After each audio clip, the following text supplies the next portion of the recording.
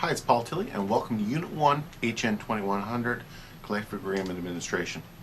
In the first unit, we're talking about labor legislation. But even before we really talk about that, we need to think, where did it all come from? Where did all this start? If it wasn't for unions, we wouldn't have collective agreements. So we have to understand the quick and dirty background of where unions have evolved from and how they've evolved, and particularly how they've evolved in Canada. So, first and foremost, let's take a look at that. By definition, business organizations are made up of people who are organized to achieve a desired objective. Among the most challenging and complex issues facing these business organizations and the governments that regulate them are the issues that arise from the interactions of people in the workplace. So we need to worry about the relationships between management and employee, worker and employer, and between employer and the array of regulatory bodies which supervise a wide variety of activities that occur in the workplace. So to better manage these interactions, government and the judiciary have developed and honed labor and employment laws that reflect the underlying political, social, and economic forces which chart government policy. Let's take a look at the historical context of Canadian labor. To understand Canadian labor law in its current form, it's imperative that one understand the historical context from which the system has evolved. If you look at the Canadian Constitution, the federal government is allocated exclusive responsibility over certain things such as trade and commerce, and the provinces are allocated responsibility for, among other things, property and civil rights. Unfortunately, there's no explicit allocation of responsibility for labor relations. This has led to some degree of uncertainty, and the courts were left to decide which level of government had that responsibility. Through a court ruling, exclusive responsibility for labor relations was allocated to the provinces by judicial interpretation. So, for example, the post office, it's clearly stated in the Constitution that the post office is a federal responsibility. It is then covered by federal regulations. But the ones that the Constitution are silent on have fallen into provincial jurisdiction. So this has created a situation in Canada where 90% of workers are really covered under provincial jurisdiction. But considering the number of provinces, the 10 provinces and 3 territories, plus the federal, what we have is a patchwork of labor relations systems across our country. That has proved to be quite a challenge for labor relations professionals, businesses, workers, and the court system. In Canada, about 37% of all workers are unionized. So labor relations from the point of view of collective agreement administration only applies to about 37% of all workers. But those workers tend to be the higher paid workers, and as a result, the issues that result in the labor relations environment that they work in influences the system overall. If you look at Canada relative to the United States, there are a lot more people employed in union environments than in the United States. In fact, the United States has fallen dramatically in the last number of years. Unionization has fallen dramatically in the last number of years. In Canada, it hasn't fallen so dramatically, but it certainly hasn't grown. So we've come out of a period of rapid union growth in the early part of the 20th century to a period of stagnation since probably around the 1980s. In Newfoundland and Labrador, unionization rates are highest in Canada per capita. About 53% of the working population in Newfoundland and Labrador are unionized, so they're covered under the collective agreements that their particular union has. The reason for that is that a good portion of a higher percentage than normal of Newfoundland employees are working in larger industries or government, and that accounts for this higher population of unionization. If we look at the growth of the Canadian labor movement, 3 significant points in time can be cited as being important to the overall growth of unions in Canada. The first 2 coincided with the World Wars. World War I, 1914 to 1918, saw a huge chunk of our young men, primarily young men, go off to war. When they came back, they government, rightfully so, felt that they needed a chance to reintegrate back into society. Government was very pro-workers at that point in time. So what we saw was a spurt in unionization back then. Prior to World War I, unions were considered in constraint or restraint of trade, and generally the rules did not make it easy for unions to come into play. In fact, unions at one point were downright illegal. So that war, World War I, caused a kind of a hiccup in that traditional line of thinking, and government started to change regulations so that unions could be formed more easily and more people could join unions. We also saw an increase in the amount of industrialization across Canada after World War I, and as a result, those industrial entities tend to unionize more than a farm or a fishing industry that would have people working relatively independently. Probably the greatest single piece of legislation that allowed unions to flourish in Canada was a piece of legislation enacted during Mackenzie King's, Prime Minister Mackenzie King's day. PC 1003, Privy Council 1003, was the number of the legislation and the name of the legislation that was introduced. That piece of legislation was introduced in 1944, and what it allowed is for unions to be formed up. So here are some of the central features of that particular piece of legislation. First, non-managerial employees other than excluded categories were given the right to join unions. Next, the actions by employers against employees exercising the right to unions were prohibited. Next, labor boards, not courts, were authorized to certify unions on proof of majority support as bargaining representatives for appropriate employer-specific and often plant-centered bargaining units. Once certified, a trade union became the exclusive bargaining representative for all the employees of that bargaining unit, whether or not they were union members or not. Employers were forced to bargain in good faith, meaning they had to work towards an agreement, not act as just sit there and kind of hold everyone at ransom. Before resorting to economic sanctions, the parties were required to participate in government-sponsored conciliation. So in other words, strike could not happen, or labor disputes could not happen before the government was invited to get involved and try to resolve the dispute prior to going down the road of going on strike. And during the term of collective agreement, the parties could not engage in industrial action. Strikes, pickets, these sorts of things were made illegal during the term of a collective agreement. So these progressive steps helped foster a stronger foundation for the growth of unions. And as I say, after World War II, which occurred slightly after this legislation was in place, that allowed for that huge growth in unions.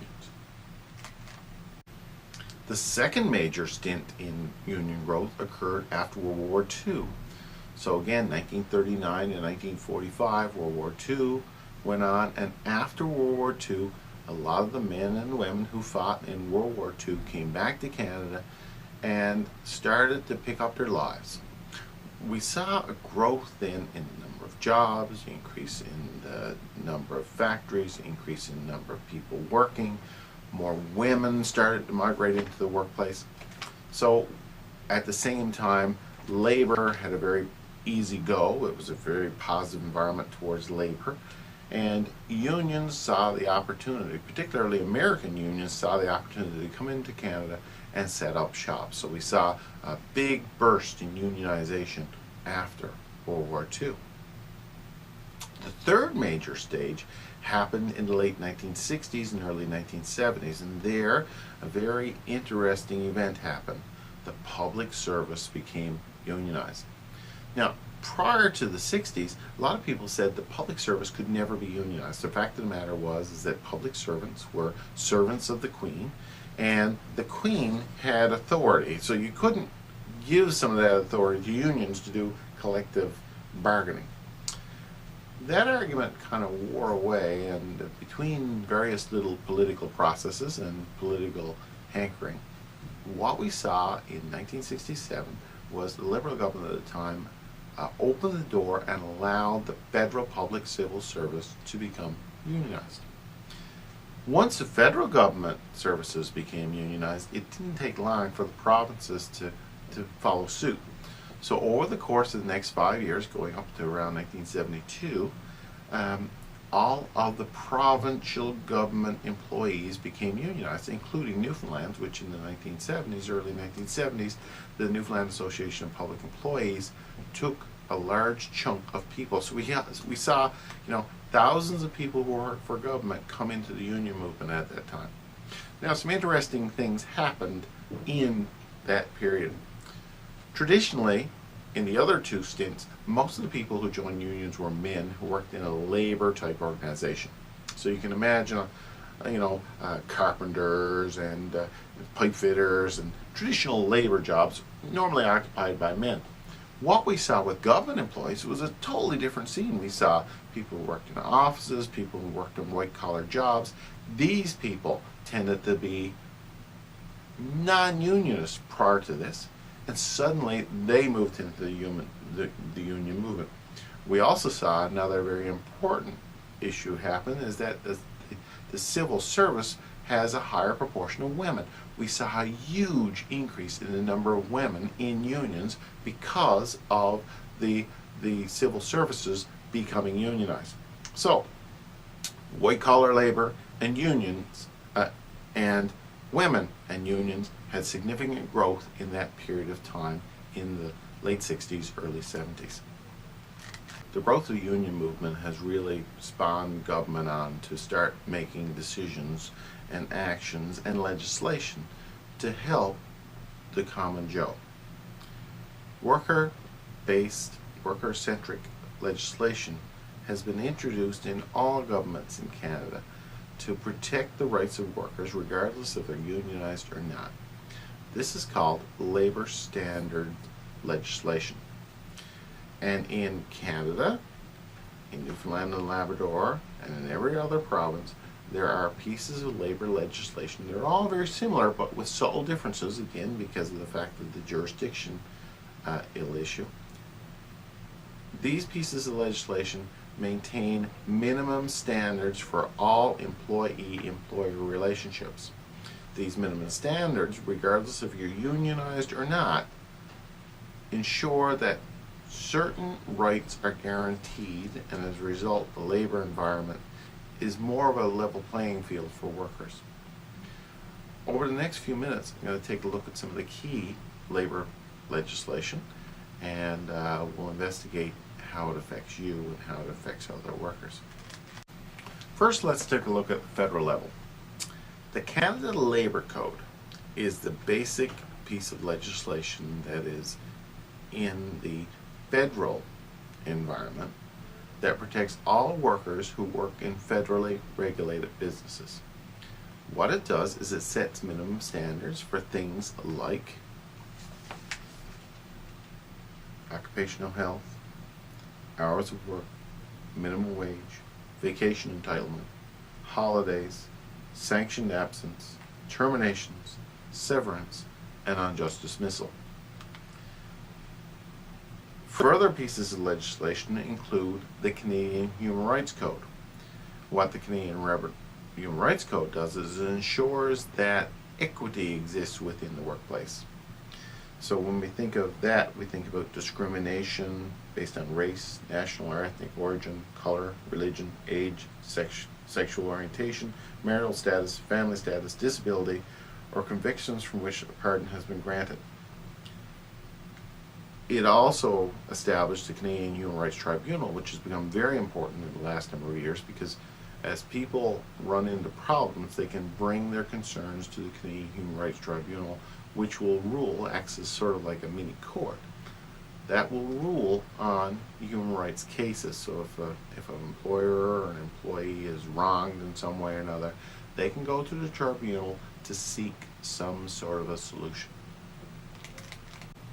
Additionally, other pieces of federal legislation that have been important to Canadians is the Canada Pension Plan Act, which ensures that we have some form of income once we retire, and the Employment Insurance Act, which ensures that we have some sort of cushion if we get laid off that will allow us time to find new jobs somewhere else. At the provincial level, for provincially regulated industries, numerous pieces of legislation exist that mirror the material that is covered in the Canada Labour Code, but at each provincial level and covering provincially regulated employees.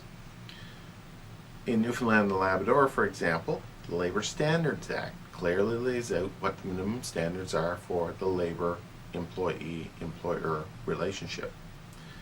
The Labor Relations Act covers unionized labor, and it sets minimum standards and processes for unionized environments. The Human Rights Act, the Newfoundland and Labrador Human Rights Act, very similar to the Canadian Human Rights Act, outlines the minimum standards and guaranteed rights of workers in the workplace. The Workplace Health and Safety and Compensation Act lays out the rules and regulations with regards to providing a safe work environment and what happens if a worker gets injured on the job. And the Occupational Health and Safety Act clearly lays out what employers can and can't do at work, and it gives employees the right to refuse unsafe work. So these key acts in the provincial environment help protect provincial workers. And, as I say, there are corresponding pieces of legislation across Canada in all of the jurisdictions that do exactly the same thing. So before you finish off this unit, what I'd like you to do is take a hard look at all of the acts that are referenced in here. You'll see that I've hard linked all of these acts in the contents of the course. Go to that, take a look at the Human Rights Acts, take a look at the Canada Labour Code, take a look at the Labour Standards Act, take a look at the Labour Relations Act. All of these acts affect you in the workplace. I want you to be familiar with what those acts cover, not necessarily the detail of it, but what they cover and who they cover. So do a brief review of all of them. Anyway, that's the key ingredients in this unit. I invite your questions if you have any. 466-6915 is my phone number, or paul.tilley@cna.nl.ca, or probably the best way to get a hold of me is within the course. Email me within the course. Thanks for watching.